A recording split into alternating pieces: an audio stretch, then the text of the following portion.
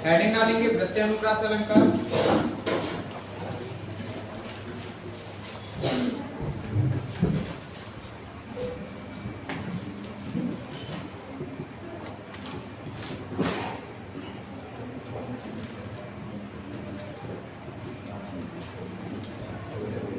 प्रत्यानुप्रास अलंकार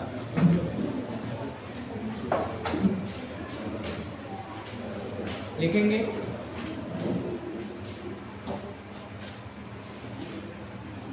जहां एक ही वर्ण की आवृत्ति अनेक बार हो, जहां एक ही वर्ण की आवृत्ति अनेक बार हो,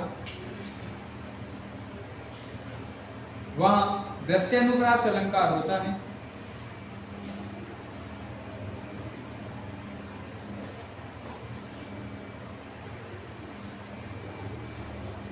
वहां प्रत्यानुप्रास अलंकार होता है।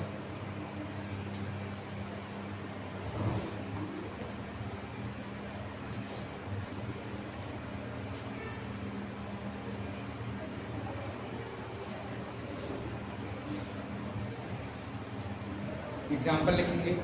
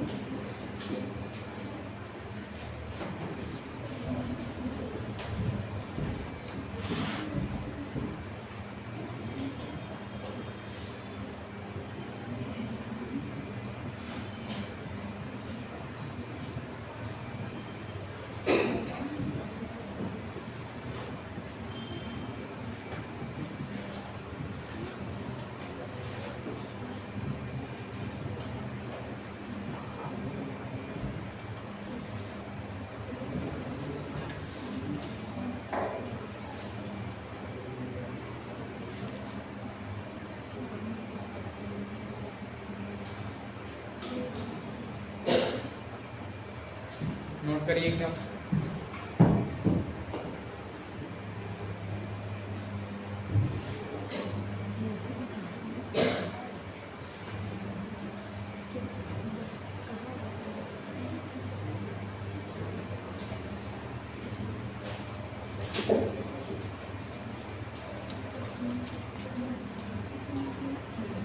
नोट कर लिए एग्जाम्पल। देखो कैसे पहचानोगे सब चीज, सब मैंने पहले ही परिभाषा में लिखाया, जहां पर एक ही वर्ण की आवृत्ति बार बार हो, जहां पर एक ही वर्ण की आवृत्ति बार बार हो, वहां कौन सा अलंकार होता है? प्रत्यानुप्रास अलंकार होता है। कौन सा? प्रत्यानुप्रास। देखेंगे पहले एग्जांपल में, तो यहाँ पर क्या दिया गया? कर्णी तनुजा तट तमान करुआ लोखा है। किस वर्ण की आवृत्ति बार बार हो रही है? स वर्ण की। यहाँ पर चामर सी, चंदन सी, चंद सी, चमेली, चारू, चंद, सुगर है। चाचा वर्ण की आवृत्ति बार बार हो गई है। या कारी कुल कोकिल कहाँ का वैर कार्तीरी काका वर्ण की आवृत्ति बार बार हो गई। मतलब जब किसी काव्य में एक ही वर्ण की आवृत्ति, मतलब आवृत्ति से तात्पर्य क्या है, बार बार उसका दोहराव हो, तो वहां कौन सा अलंकार होता है, वृत्त्यनुप्रास अलंकार होता है। कौन सा अलंकार होता है, वृत्त्यनुप्रास अलंकार होता है। ठीक है ना। चलिए एक एग्जाम्पल सबने सुने ही होंगे, ये पढ़े ना पढ़े, चंदू के चाचा वाला सबने सुने होंगे। चंदू के चाचा ने चंदू की चाची को चांदी के चम्मच से चांद निराट में क्या चांदी की कटोरी में चटनी चटाई।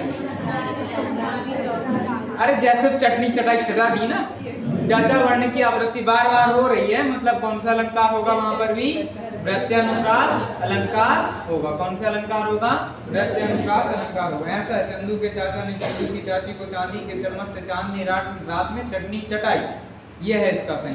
ठीक है, अब ठीक बोला ना, ठीक है। चलिए आगे बढ़ते हैं, चलते हैं लाटानुप्रास अलंकार की ओर।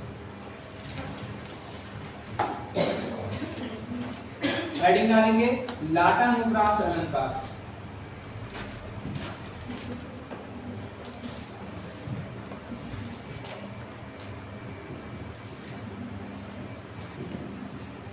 कौन सा अलंकार, लाटानुप्रास अलंकार।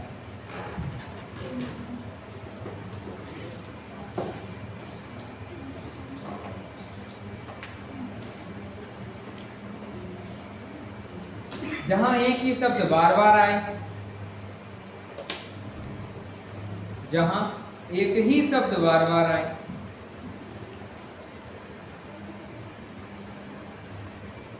और हर बार उसका अर्थ वही रहे,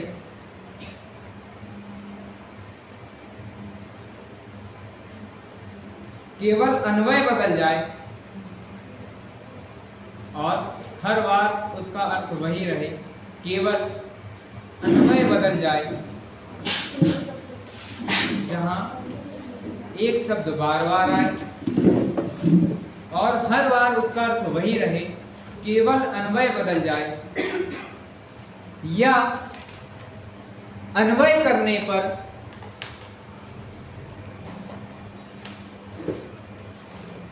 अर्थ भिन्न हो जाए, या अन्वय करने पर अर्थ भिन्न हो जाए, वहां लाटानुप्रास अलंकार होता है। वहां कौन सा अलंकार होता है, लाटानुप्रास अलंकार होता है।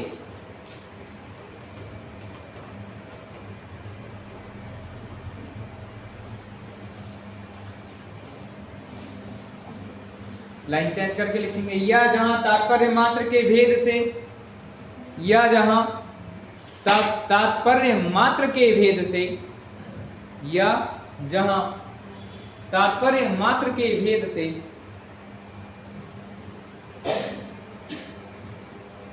शब्द व अर्थ दोनों की पुनरुक्ति हो,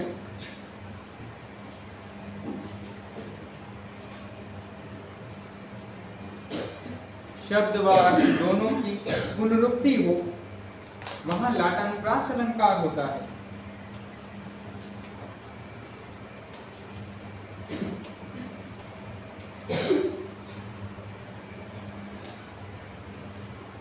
हमने परिभाषा क्या लिखी है, ध्यान दीजिएगा।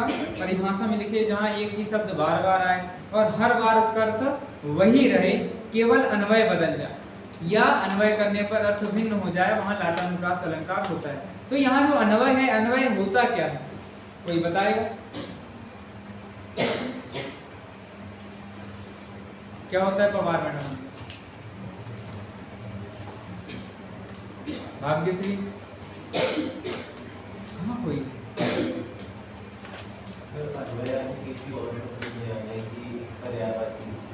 पर्यायवाची नहीं होगा, पर्यायवाची जैसा हो सकता है, पर्यायवाची नहीं होता।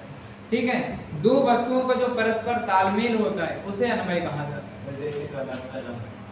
तो वहां यमक है।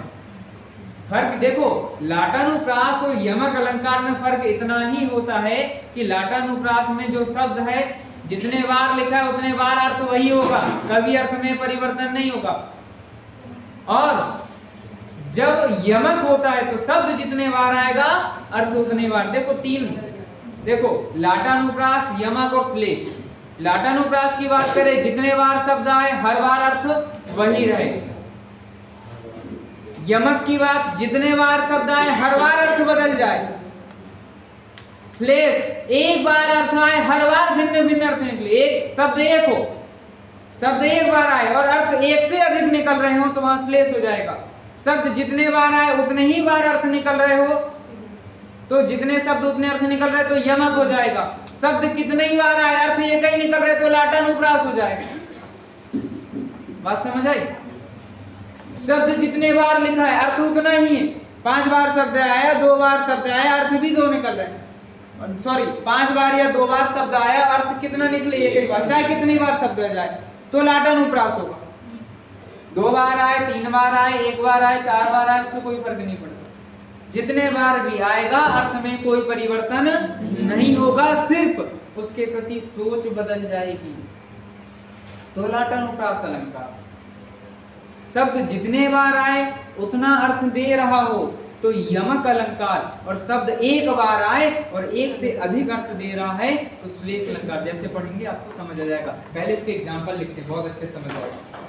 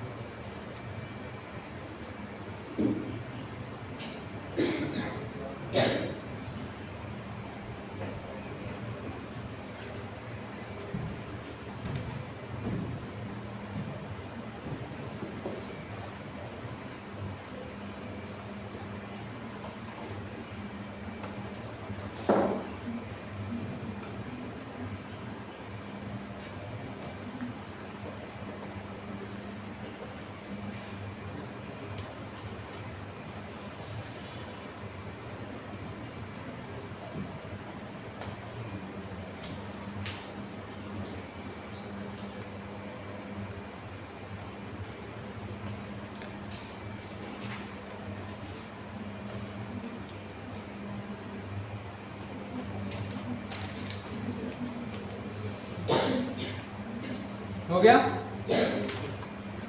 पूत कपूत तो धन क्यों संचय, पूत सपूत तो धन क्यों संचय। कितने बार पूत आया है? 2 बार। मुझे ज्यादा दिख रहा है। देखो 1 2 3 4, सबको 2 ही बार दिख रहा। 4 कितने बार पूत आया? 4। पूत का अर्थ क्या है? पुत्र। 4 बार पूत का अर्थ पुत्र ही निकल रहा है। कैसे? पूत कपूत का अर्थ होता है बुरा। यहाँ का लगने से इस कपूत का अर्थ भिन्न हो जा रहा है, मतलब इसके प्रति सोच, अर्थ नहीं बदलेगा। पुत्र तो पुत्र फिर भी रहेगा लेकिन उसके प्रति सोच बदल जाएगी हमारी। कहते पूत अर्थात पुत्र, कपूत अर्थात बुरे गुणों वाला हो तो धन जमा करने की जरूरत नहीं है। तो धन क्यों संचय, क्यों धन जमा कर रहे हैं?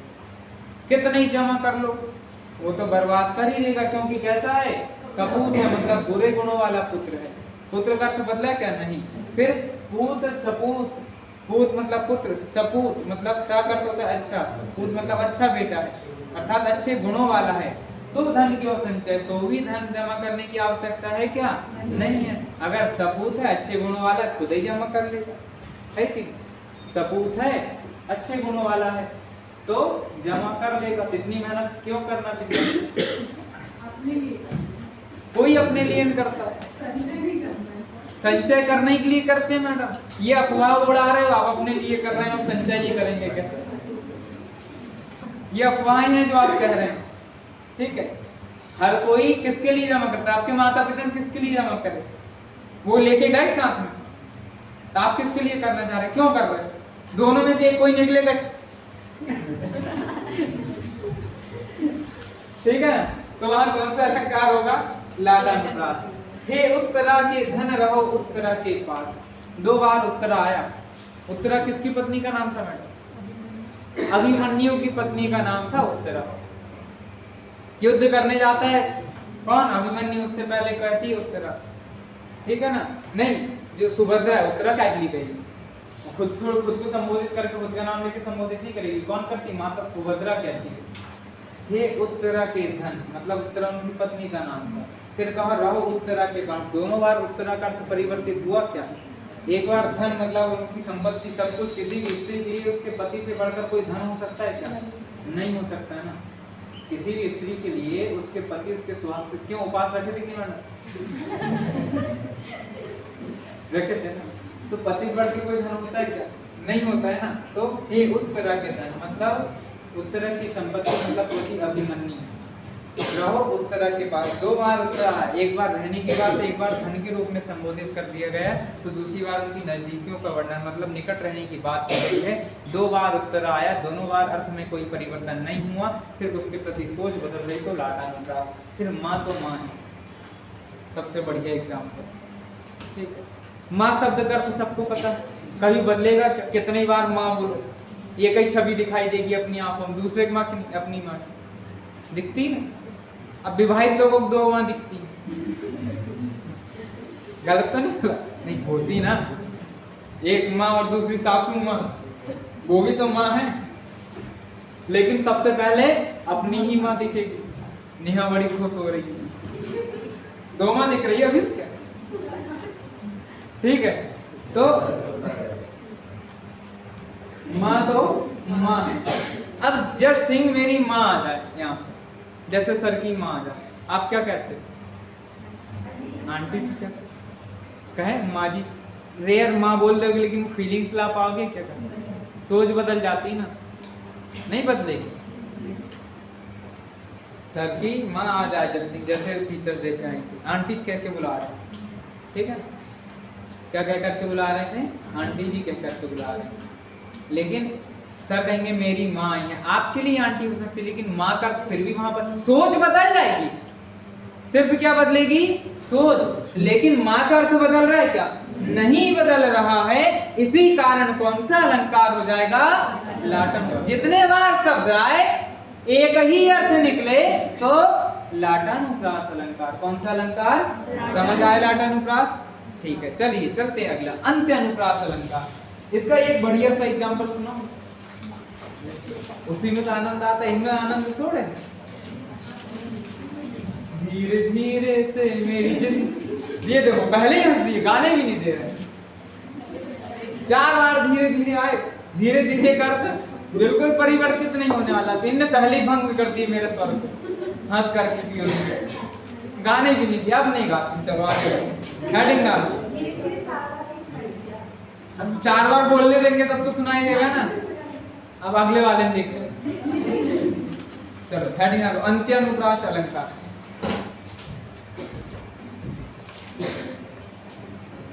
मैं तो गाते ही रहता हूँ, कभी सबसे कहो, कब से मजा बिना कोरस क्या सार्थक वाली बात अलग। देखो मुस्कुरा रहा है,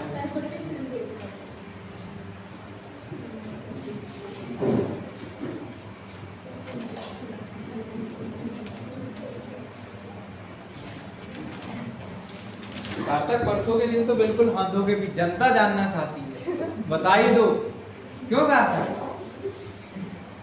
चलो लिखो, जिस अलंकार के पदांत में तुक मिलती हो, जिस अलंकार के पदांत में तुक मिलती हो,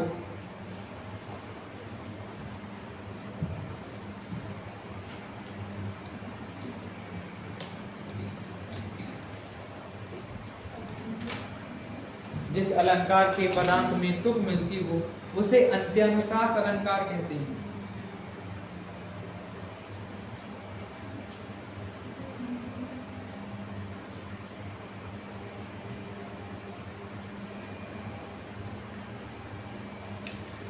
या लाइन चेंज करके देखो।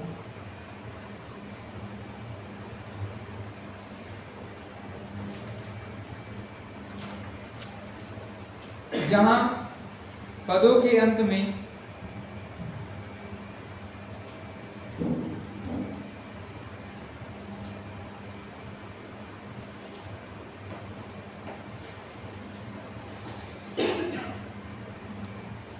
समान स्वर या व्यंजन की आवृत्ति हो,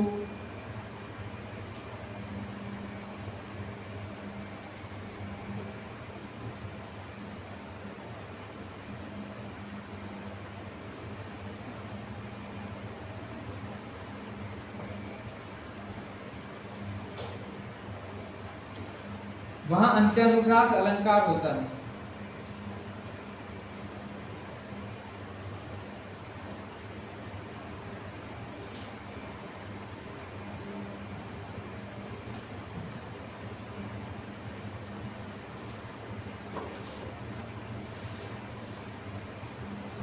लिखो एग्जाम्पल, जय हनुमान ज्ञान गुण सागर, जय कपीस तीनों लोक उजागर। लिख के दिखाओ।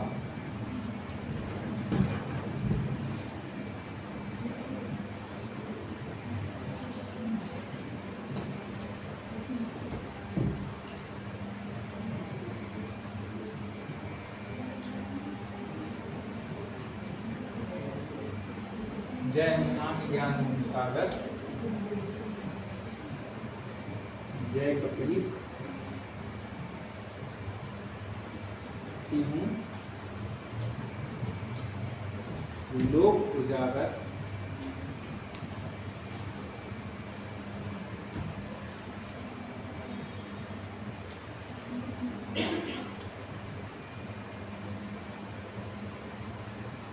लगा दी किसने आकर आग,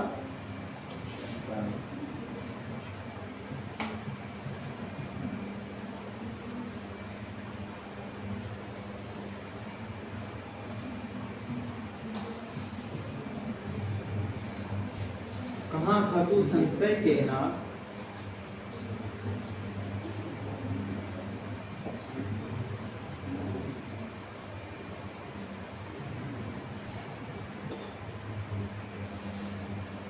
लगा दी किसने आकर आग, कहाँ था तू संशय के नाथ।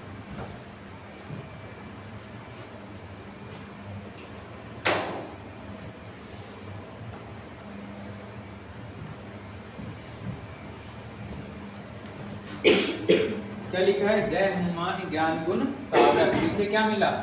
स्वर व्यंजन की समानता आ रही है, आ रही है। पीछे कोई अलग मात्रा तो नहीं है, यहाँ रा है, रा में कोई मात्रा, यहाँ पर भी रा है, रा में कोई मात्रा नहीं।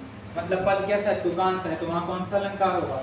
देखो पद, जहाँ पद समाप्त होता है उसके अंत में अगर एक से स्वर व्यंजन आए तो उसे क्या कहा जाता है? तुक कहा जाता है, जो कि मैंने अभी अलंकार छंद में भी पढ़ाया था तुका, कि पद के अंत में अगर स्वर व्यंजनों की समानता है तो उसे क्या कहते हैं? तुक कहते हैं। उसी प्रकार लगा दी किसने आकर आग, यहाँ क्या आया? गा। यहाँ पर भी क्या है? आ की मात्रा और गा, मतलब क्या मिल रहा है? पद के अंत में तुक मिल रही है। तो कौन सा अलंकार? अंत्यानुप्रास अलंकार। मतलब अंत में जहां अनुप्रास अलंकार हो उसे ही क्या कहा जाता है? अंत्यानुप्रास अलंकार कहा जाता है। क्या कहा जाता है? अंत्यानुप्रास। जैसे एक सॉन्ग आता है इसका, तुझे देखा तो ये जाना सनम, हाँ ये देखो फिर हंसने लगे, प्यार होता है दीवाना सनम। पद के अंत में क्या क्या मिल रहा है? सनम सनम मिल रहा है। तो कौन सा अलंकार? अंत्यानुप्रास अलंकार। चलिए अगले की ओर चलते हैं। श्रुत्यानुप्रास अलंकार। हेडिंग डाल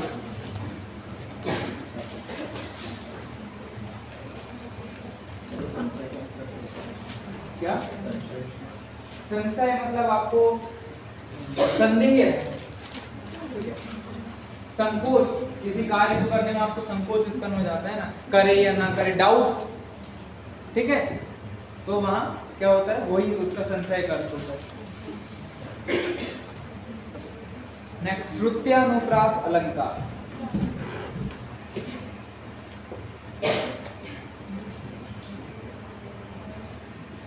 श्रुत्यनुप्रास अलंकार लिखेंगे।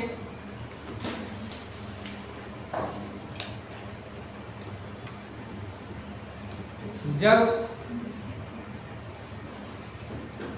कंठ तालु दंत, कंठ कौमा तालु कौमा दंत से उच्चारित होने वाले, कंठ तालु दंत उच्चारण स्थान से उच्चारित होने वाले, कंठ तालु दंत उच्चारण स्थान से उच्चारित होने वाले, कंठ तालु दंत जब कंठ तालु दंत उच्चारण स्थान से उच्चारित होने वाले या एक ही वर्ग के, एक ही वर्ग से करना, एक ही वर्ग से या एक ही वर्ग से उच्चारित होने वाले वर्णों की, एक ही वर्ग से उच्चारित होने वाले वर्णों की आवृत्ति होती है तो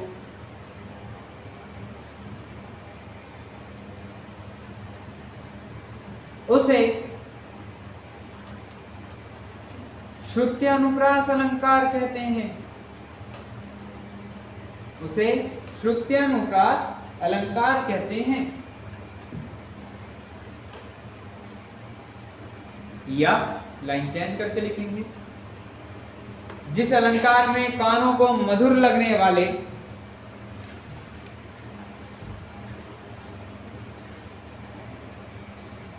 जिस अलंकार में कानों को मधुर लगने वाले वर्णों की आवृत्ति होती है,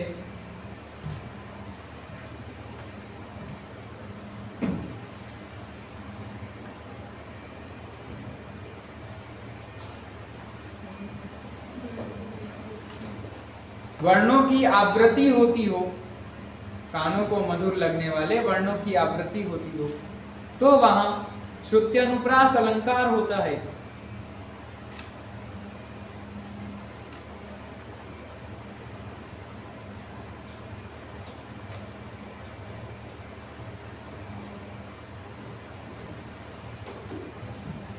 एग्जाम्पल लिखेंगे,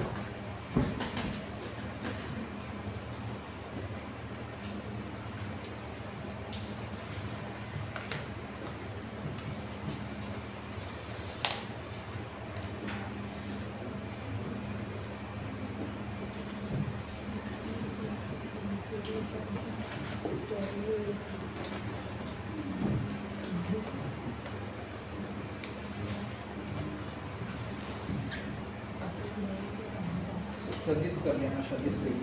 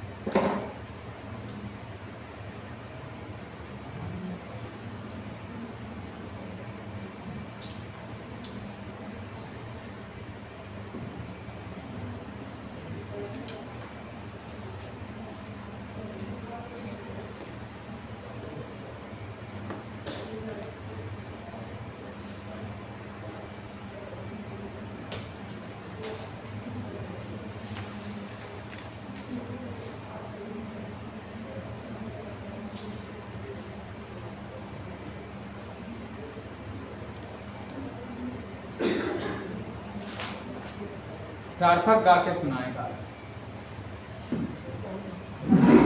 अभी पहुंचा ही नहीं सार्थक गाने तक। शिवम गा के सुनाएगा।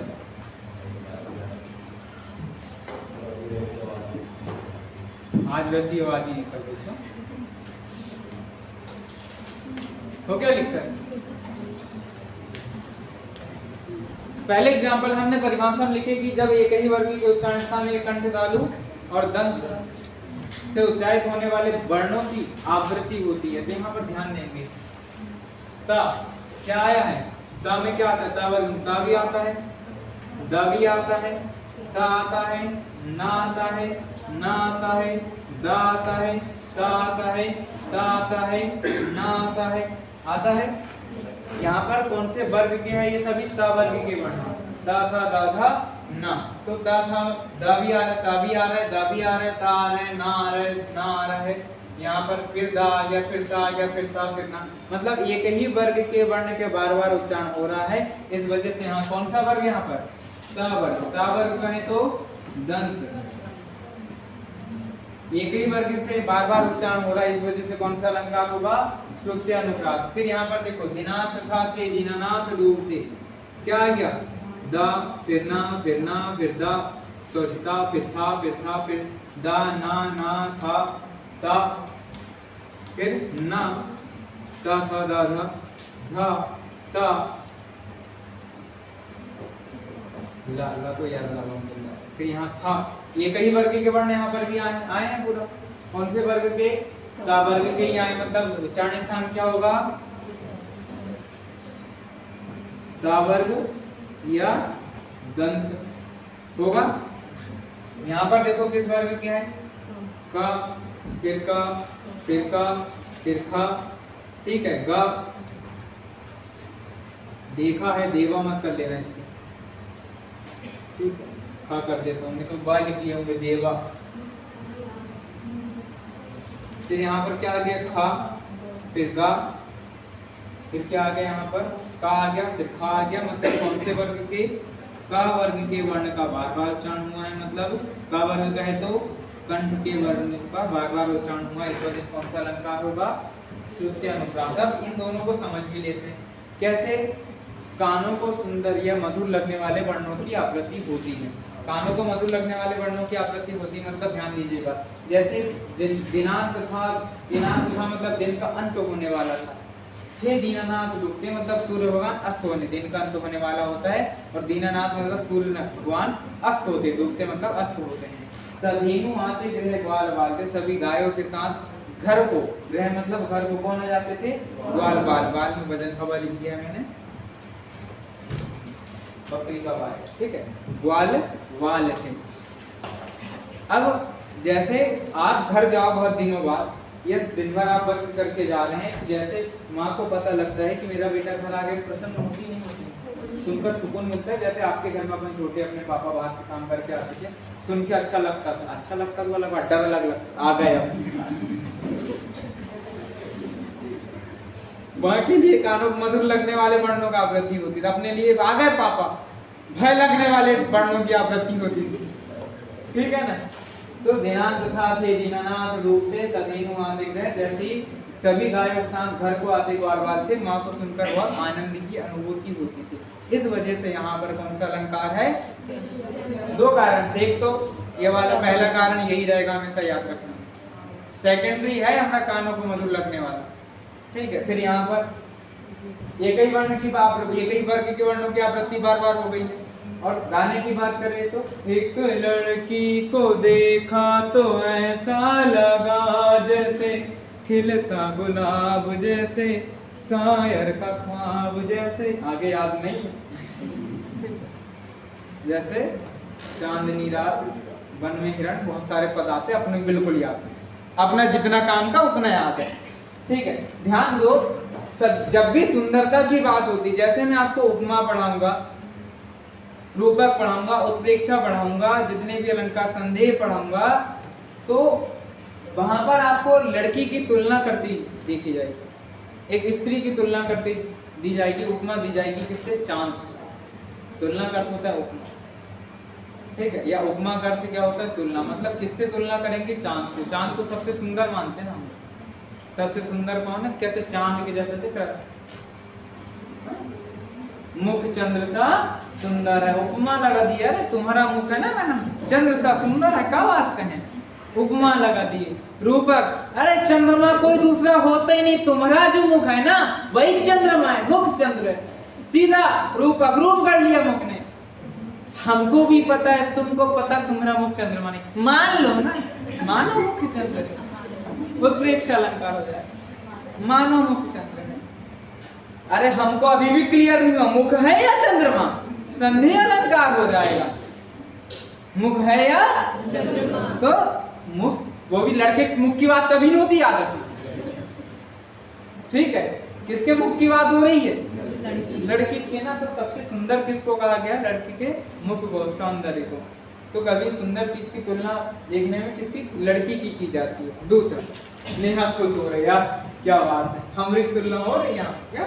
जैसे खिलता गुलाब, कभी कली की तुलना करें किसी से? 14 तारीख को कली लेके जाओ, कली जो ठाक मार देगी, ठीक है।